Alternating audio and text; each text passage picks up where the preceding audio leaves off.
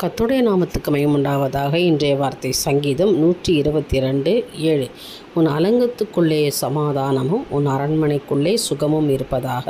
எனக்கு அருமையானோட உங்கள் வீட்டை குறிக்கிறது. இந்த ஆசீர்வாதம் உங்கள் வீடை குறிக்கிறது.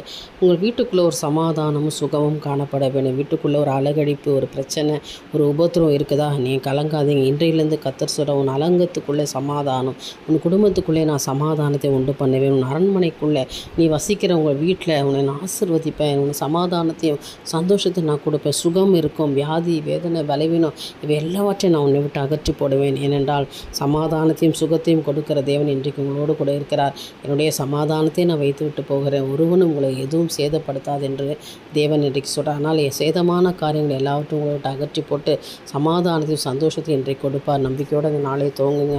கர்த்தரால் எல்லாமே ஆகும். உங்கள் வாழ்க்கையை உயர்த்த தேவனால் முடியும் என்று நம்புங்க.